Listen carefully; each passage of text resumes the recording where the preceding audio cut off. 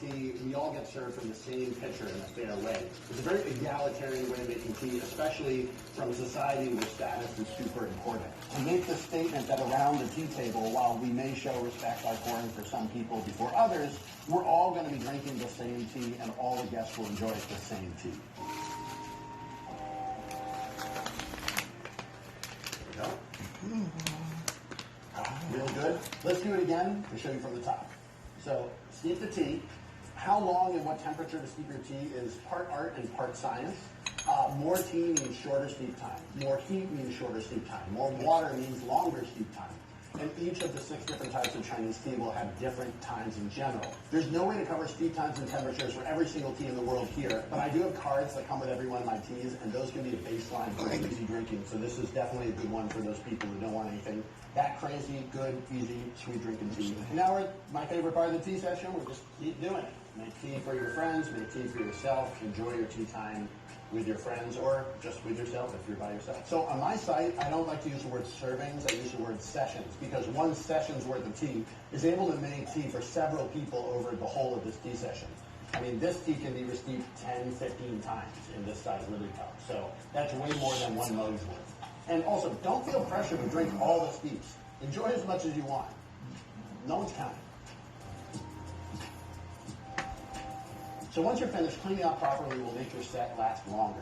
Firstly, throw out the tea leaves. If you know about composting or any stuff like that, even better. I'm not an expert in that, but if you are, great. You can, and this is not traditional, but I have heard people on a Discord server do this a lot. They take the leaves and then you can cold brew them overnight to get the rest of the tea energy out and get even more value out of the good tea leaves. So rinse off your tea equipment, but do not use soap. There's no need to use soap.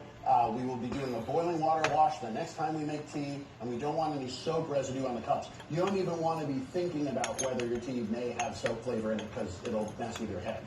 Also, there are some types of tea-making material like clay pots are porous, and they're going to absorb the flavors of it. We don't make money on that, but the point is just that we don't want you ruining your whole set if you lost one piece. The bottom of these trays will get dirty. I personally don't think it's worth the effort to keep the bottom clean, but keeping the top in good shape is important.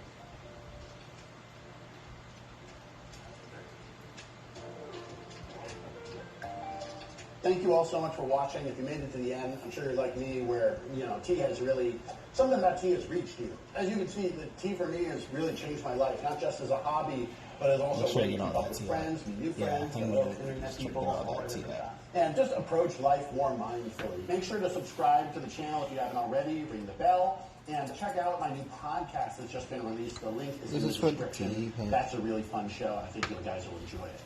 And of course, the best way to support the channel and also yourself is to go to the website and try some of the teas. All of the tea sets and teas and tea equipment and tea pets that you saw on this is all on the website. We have them in the U.S., in our warehouse, and they ship out within 2 days.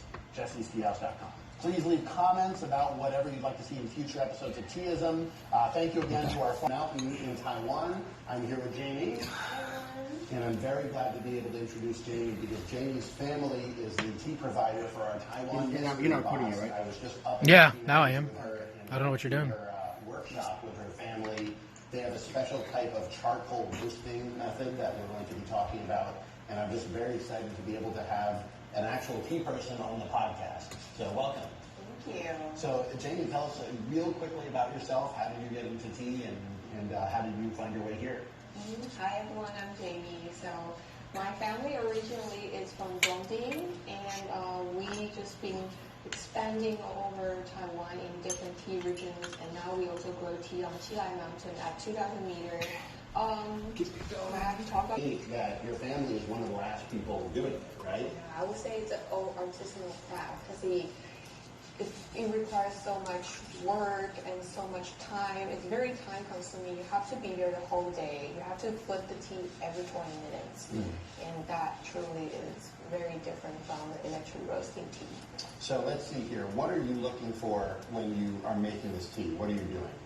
I'm just making sure I get all of it. All the tea vessels, and then I pop in the leaves. All right. Serve you, my brother. This is good. So the guy behind the sexy camera. Yaoxiang.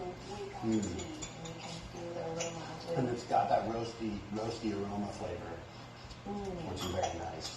we went through a tasting process where we Did the tasted rest the for leaves Little unroasted, Doom right here? roasted at level 2 and roasted at level 3. And I think the 2 is really the winner, where it's still really easy drinking, but it has that roasted. Enjoy. Yeah.